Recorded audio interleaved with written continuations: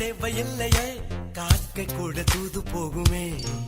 காதல் ஜோதி புகைவதில்லை, காதல் என்றும் குற்றமே பார்ப்பதில்லை. இதில் அற்பமானது எதுவும் இல்லை, இந்த நுட்பம் பொறுக்க புரியவில்லை. வானம் மண்ணு மாறியே போகும்,